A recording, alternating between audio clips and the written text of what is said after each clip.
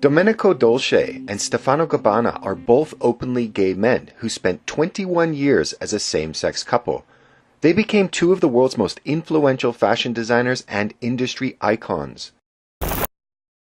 And they became the focus of Elton John, another gay man's blind rage, because they've been very vocal about their objection to same-sex marriage, and when discussing their views with Italian magazine Panorama, said they opposed conceiving children via IVF. Having a difference of opinion with Dolce traumatized John, and he threw a media-driven temper tantrum attempting to morally shame Dolce as a bigot, a homophobe, and a hater of children, and demanding and ultimately receiving a forced apology. In the UK, the National Union of Students LGBT campaign has passed a motion calling for the abolition of representatives for gay men because they don't face oppression in the LGBT community. At the conference, delegates blamed white, cisgender gay men for oppressing other sections of the gay community, saying that misogyny, transphobia, racism, and biphobia were often present at LGBT societies, and that this was unfortunately more likely to occur when the society was dominated by white, cis gay males. J.K. Rowling, the celebrated author and staunch progressive, has been called a racist and accused of culturally appropriating Native American culture for her new work, History of Magic in North America. How did we get to this point where the personage of a gay man is called a homophobe when they express views on matters that pertain to the gay community? And how did we get to the point where a gay man can have their victim status rescinded by others because they're not oppressed enough? How does a well-meaning progressive children's author get publicly flayed as a bigot and racist and a cultural appropriator for setting her new online series in pre-Columbus North America? And actually, this is the point of the video. How has this seemingly new culture of victimhood and self-righteous pity party that we're witnessing throughout the West been brought about? And what does it mean? And what are the implications for a society whose moral culture is increasingly being defined by victimhood and projected oppression? And I want to stress the word victimhood, and it will become more apparent as this presentation unfolds. In 1993, art critic Robert Hughes published a chilling prophetic book called Culture of Complaint, in which he prognosticated that the U.S. was doomed to become increasingly an infantilized culture of victimhood. It was against the backdrop of the just emerging grievance industry that now has a chokehold on discourse in the Anglosphere and much of the West. Today, victimhood culture is impossible to miss, and examples of adherence to its values are everywhere. Some are offended by others' hairstyle, music, or the way men sit on public transportation. Some are offended by voice characterizations in animated films, while others are traumatized by Halloween costumes. Well, this subject has been tackled in a study titled Microaggression and Moral Cultures by sociologists Bradley Campbell and Jason Manning in the Journal of Comparative Sociology. Campbell and Manning argue that the U.S. is now transitioning into a victimhood culture that combines the previous moral cultures of honor and dignity and is adding a new layer. In that, honor culture's quickness to take offense with dignity culture's use of third parties to police and punish transgressions. I'm going to paraphrase the ideas distilled in this study as broken down by several other authors to give you a general understanding of this very interesting thesis. In honor cultures, people, men, maintain their honor by responding to insults, slights, violations of rights, by self-help violence. Generally, honor cultures exist where the rule of law is weak. In honor cultures, people protected themselves, their families, and their property through having a reputation for swift violence.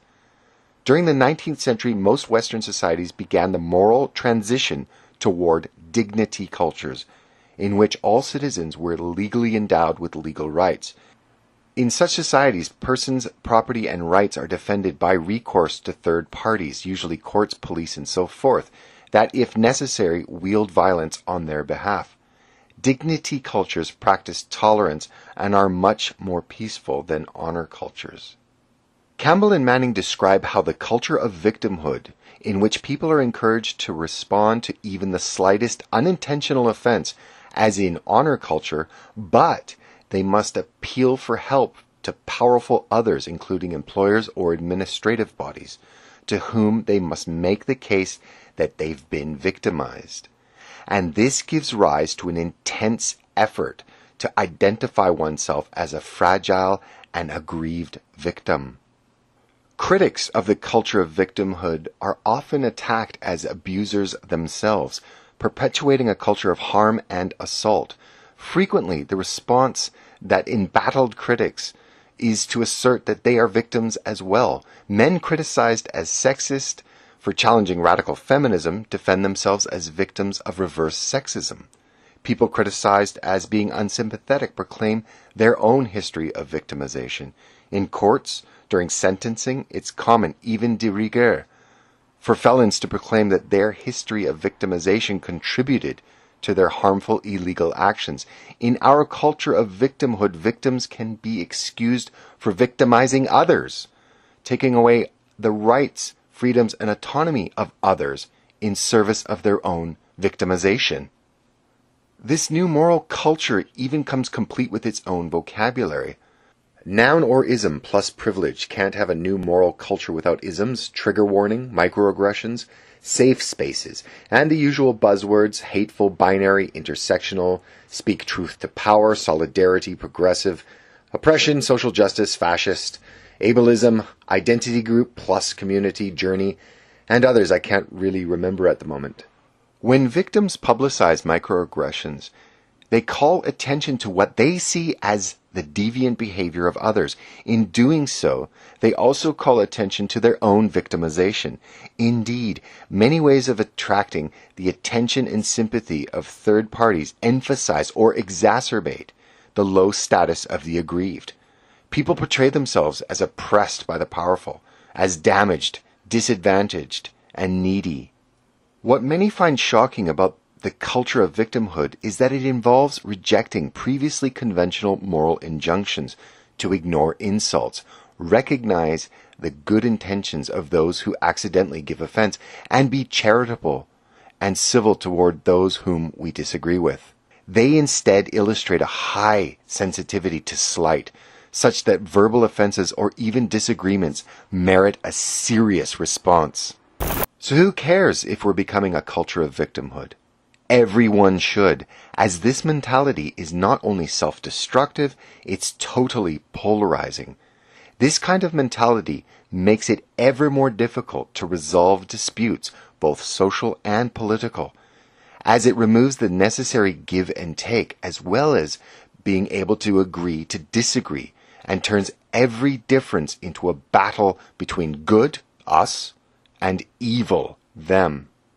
Consider a 2014 study in the Proceedings of the National Academy of Sciences, which examined why opposing groups, including Democrats and Republicans, found compromise so difficult.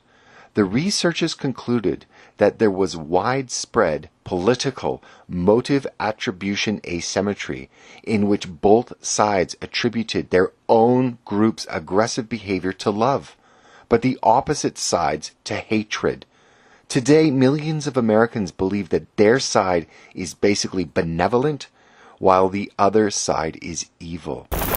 Victimhood culture also sees their perceived oppressors as evil, thus generally seeking to restrict expression in order to protect the sensibilities of its advocates. Victimhood claims the right to say who is and who is not allowed to speak. Anyone who voices opposition is a bigot. All speech not agreed with is hate speech. Questions or comments such as, "Where are you from? You speak English very well. You are so interesting looking. I don't see race, I see a person." All of these are standard examples of microaggressions, and even if no ill intent is meant, are cause for the oversensitive to be slighted and with malice and rage respond in a furious and emotional manner. And if you want to get an idea of the ludicrous nature of microaggressions, head on over to MTV and watch the asinine Francesca Ramsey and her show Decoded, which is basically a show explaining why all others for all time have been and will be victims of whites. Scan the internet and you're bound to see racial pride hashtags and movements. But there's still one pride movement that's considered a serious faux pas. Can you guess which one? Whiteness. Whiteness is being white. It's racism to racism. Racism, whiteness. Racially insensitive about cultural appropriation, doing the intersection. Where he's racist? It's in an oppressive culture problem with cultural appropriation. Cultural appropriation. We're all racist with white supremacy. White marginalized people by a white system and oppressed them. Really, really white. And funnily enough, legend has it that MTV used to play music videos. Of course, there have been criticisms of the study by those that were triggered, ironically, by the title and felt oppressed by its content, and you can also find links to that rebuttal in the description. Either way, you can see this happening everywhere, and as I've said, it's a race to the bottom, and a fight on who can and cannot be a victim. And be aware, just because you're not a white, cisgender, heterosexual male doesn't mean you're safe from this new moral totalitarianism. Should prevailing victimhood winds change? For example, are blacks really a victim class if they have language privilege? Are Asians really a victim if they have intact family privilege? Are Native Americans really a victim if they have financial privilege in the way of banned casinos? Are gay men really victim if they are cisgendered?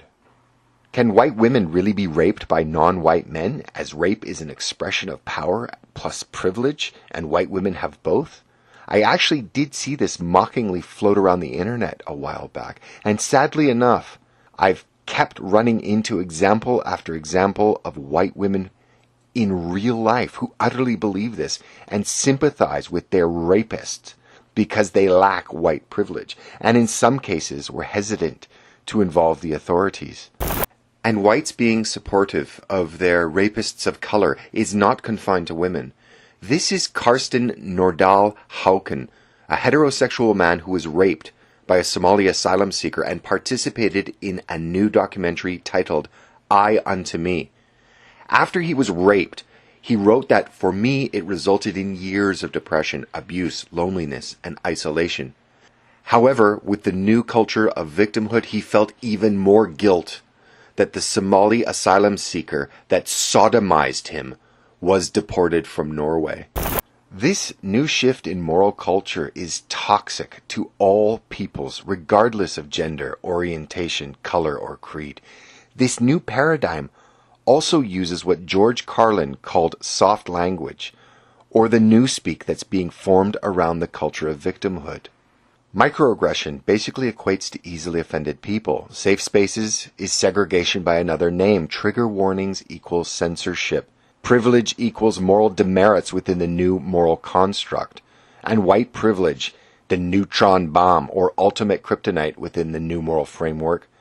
And if you're white, it pretty much means you have no right to an opinion or to express one. Black people being killed by police. Okay. What has Trump said about that? What about white people being killed by police? Fuck off! White people! That's not racist, though. No. Fuck off if a white guy's killed by a policeman. Only a black life matters. We already know that white people, that's not a fucking issue compared to the black people that are gunned down every single day by police.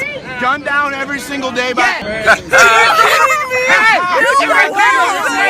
Mass deportation. I'm racist. That's not racist. I'm racist. You've never experienced oppression in your entire fucking life. Neither have You I. don't know me. You're fucking a white male. So? You're a white man. White people don't know what it's like to be poor. That's right. Bullshit. That's what Bernie Sanders said. Reverse first, fucking old ass piece of shit. You're fucking old. Old. But Just a postscript to this video with Aid Skrillex and Carl the Cuck and their steadfast belief that the killing of whites is not an issue. Just to be clear, 494 whites were killed by law enforcement in 2015, basically half of the total of 990 as opposed to 258 blacks killed. But the culture of victimhood, as any reasonable person knows, is not about reality. This girl is culturally appropriating hairstyles, thus she's an oppressor, while Michelle Obama is not when she does it. This Halloween getup of a Japanese traditional costume is cultural appropriation and racism, while this man wearing the traditional clothes of Western men is acceptable. And Star Trek actress Zoe Saldana can be lambasted for wearing blackface for her new movie, even though she's black. The hypocrisy for those not entranced by this delusionary value system is simply mind-numbing. While I'm not sure if I'm going to agree with the authors that there is a fundamental shift taking place within the fabric of moral culture, I do, however, believe the creation of extreme identity politics and a culture of victimhood at the same time as seismic demographic changes are rumbling through the West does not bode well for the stability of our societies. And the hatred for whites spewed across university campuses, the media, and on the tips of tongues of so many in the veiled soft language of white privilege is reaching 1994 Hutu on Tutsi radio broadcast levels. The rise of a victim culture morality that pits groups against each other and all groups against Western people bodes ill for future social and political stability, no matter what race, ethnicity, gender, or orientation. As this new moral code of victimhood always needs new oppressors, anyone can have the rug of victimhood torn out from underneath them. Just ask Dolce & Gabbana. Thanks for watching. If you like this video, please consider subscribing. Also, I just want to point your attention to two other channels that have great insight and are well worth a look. Millennial Woes and Think Vegan. Have a look, you won't be disappointed.